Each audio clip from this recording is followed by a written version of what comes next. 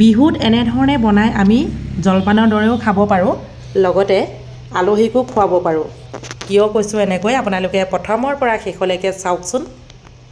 প্ৰথমে সকলোকে নমস্কাৰ দেই। আজি বোলে আমাৰ ছোৱালীজনীয়ে বিহু স্পেচিয়েল পিঠা খুৱাইছে আমাক। কি পিঠা খুৱাইছে আপোনালোকে প্ৰথমৰ পৰা শেষলৈকে চাব, নিশ্চয় ভালেই পাব। এয়া ৰেডি হৈ গ'ল, ল'ৰাটো মোৰ মানুহটো আৰু ছোৱালীজনীৰ বাবে ৰেডি কৰি দিছে। এতিয়া আমি খাবহে লাগে বোলে। আচলতে মোৰ ল'ৰা ছোৱালীহালে মাজে মাজে আমাক কিবা কিবি বনাই খুৱায়, লগতে আমিও অকণমান লাগি ভাগি দিব লাগে আৰু। যেই নহওক আজি মাজে মাজে অকণমান মোৰ লাগি ভাগি দিবলগীয়া হ'ল।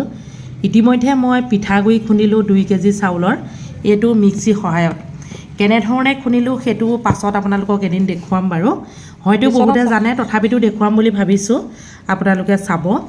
পিঠাগুড়ি দেখি তাই ৰৈ থাকিব পৰা নাই, মা আজি মই বিহু স্পেচিয়েল বুলি বনাম বোলে। এইফালে গুড় অলপ আছিলে, সেয়া মই অলপ কাটি দিছোঁ, লগতে এয়া পিঠাগুড়ি মানে অলপ লৈছে পিঠাগুড়ি, তাৰপৰা এয়া বাদাম খিচমিচ, এয়া অলপ চুজি লৈছে, কেঁচা চুজি। যেই নহওক মই গুড়খিনি তাইক কাটি দিওঁ। বাকী কি বনাবলৈ লৈছে আপোনালোকে নিশ্চয় গমেই পাইছে, বনাব তাইয়ে যেনিবা। এয়া আকৌ পাউডাৰ গাখীৰ তাই গোটাই লৈছে। বাকী মোক কৈছে তুমি অকণমান অকণমান সহায় কৰি দিয়া, বাকী বোলে মোৰ ওপৰত এৰি দিয়া। এয়া এতিয়া চুজিখিনি মিশ্ৰণ কৰি দিয়া হ'ল, মানে 200 গ্ৰাম পিঠাগুড়ি, 200 গ্ৰাম চুজিও 200 গ্ৰাম, লগতে আপোনাৰ 100 গ্ৰাম লৈছে পাউডাৰ গাখীৰ। বাকী গুড় আৰু বেলেগ কিছুমান সামগ্ৰী মানে সোৱাদ অনুসৰি লৈছে। যেই নহওক বাৰু আপোনালোকে চাই থাকক। অলপ মই তাইক সহায় কৰি দিছোঁ। প্ৰথমতে পিঠাগুড়ি, চুজি আৰু পাউডাৰ গাখীৰ সুন্দৰকৈ মিশ্ৰণ কৰি দিছোঁ। মানে খুব সহজতে বনাব পাৰি, সেইটো সকলোৱে জানে। এতিয়া তাই বাকলি গুচাই আছে বাদামখিনি, এয়া কাঠবাদাম বৰাবৰ বাকলি গুচাই আছে। আপোনালোকক অকণমান দেখুৱাই দিছোঁ। গৰম পানীত অকণমান সময় তিয়াই থোৱাৰ পাছত বাকলিটো গুচাবলৈ তেনেই সহজ, নহয়নে বাৰু? তাৰপৰা মাজে মাজে মই কেমেৰাটো আপোনালোকক দেখুৱাই আছোঁ। ইয়াত এতিয়া লগতে আমাৰ মিনিও আছে, মিনিও সহায় কৰি দিছে। গাখীৰ পানী সুন্দৰকৈ জোখমতে দি এইখিনি এতিয়া অকণমান সময় মানে ফেটি ল'ব লাগিব সকলোখিনি। মানে তাই বনাইছে মিঠা ইডলি, গুড় দি বনাব, সেয়েহে আপোনালোকক অকণমান চাবলৈ কৈছোঁ আৰু কেনেকৈনো বনাইছে। গোটেইখিনি আইডিয়া তাই, লগত মিনি আৰু মই সহায়িকা। যেই নহওক সুন্দৰকৈ এইখিনি ফেটি হৈ গ'ল। আমি ফেটি লোৱা বুলিয়ে কওঁ আৰু, মানে মিহলাই হৈ গ'ল আৰু। এতিয়া অকণমান সময়ৰ বাবে ঢাকি থ'ব লাগিব, 10 মিনিটৰ বাবে।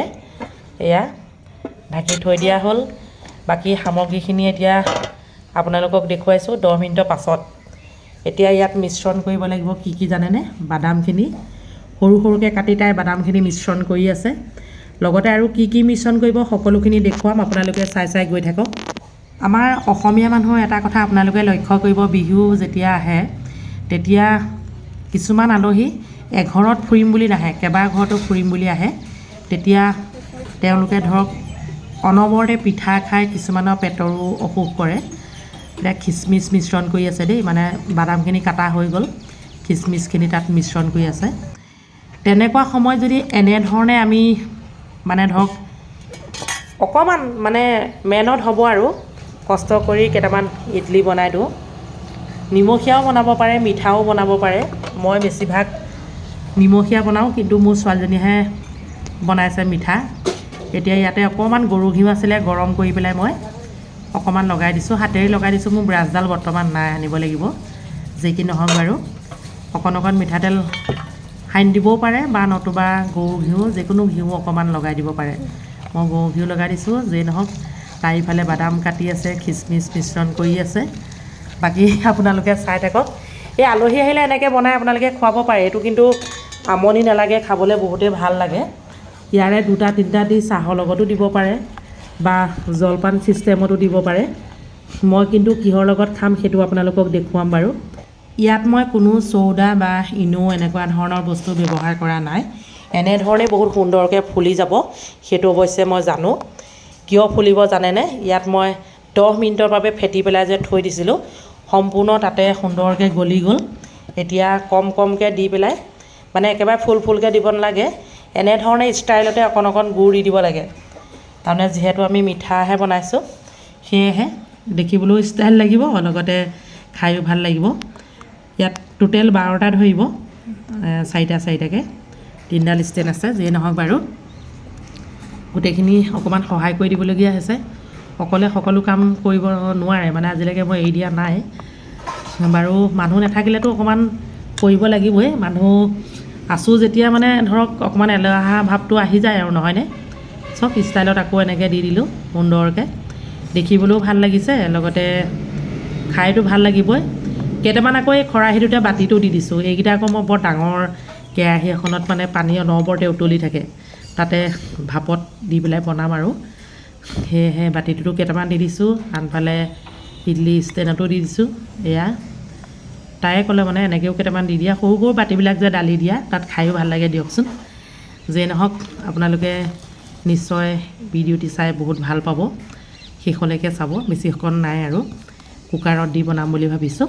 যিয়ে নহওক বাৰু সেয়া ইতিমধ্যে কুকাৰত মানে ঢাকনখন মাৰি অকণমান তলতে পানী দি পেলাই তাৰপৰা ষ্টেণ্ডটো বহুৱাই দিলোঁ। তাৰপিছতে আপোনাৰ গোটেইখিনি দেখুৱাই দিয়া নহ'ল আৰু, অৱশ্যে তাইহে কামটো কৰিছে, তাই ইমান দীঘলীয়াকৈ দেখুৱাবলৈ টান পায়। এয়া চাওক, অকণমান পানী দি ষ্টেণ্ডটো বহাই দিলোঁ, 1 চিটি মাৰি দিলোঁ। তাৰপৰা এতিয়া আপোনালোকৰ সন্মুখতে খুলিছোঁ আৰু, গুড়খিনি মানে অকণমান গলি গ'ল যে, ইফালে সিফালে বিয়পি গ'ল, সেইটো একো কথা নাই বাৰু। এতিয়া চামুচ এখনৰ সহায়ত উলিয়াই পেলাই আপোনালোকক দেখুৱাইছোঁ। এই তেলকণ যে সানি লোৱা হ'ল, সেইবাবে উলিয়াবলৈ তেনেই সহজ হ'ব জানেনে। যিয়ে নহওক এটা এটাকৈ উলিয়াই দেখুৱাইছোঁ। এয়া চাওকচোন, বাতিত 4টা ৰেডি কৰি থৈছোঁ আৰু, মানে জলপানৰ দৰে খাম আজি আমি, গাখীৰত মিশ্ৰণ কৰি। এয়া চাওক কিমান ইজি ওলাই গৈছে, দেখিছেনে? ভাল লাগিলেনে বাৰু আপোনালোকৰ ভিডিঅ'টো? বিহুত এনেকৈ ধৰণে আপোনালোকে বনাই নিজেও খাব পাৰে, লোককো খুৱাব পাৰে, আলহীক মানে খুৱাব পাৰে কৈছোঁ। আৰু যদি পচন্দ হৈছে লাইক কমেণ্ট এটা কৰি দিব আৰু দেই, লগতে অকণমান শ্বেয়াৰো কৰি দিব।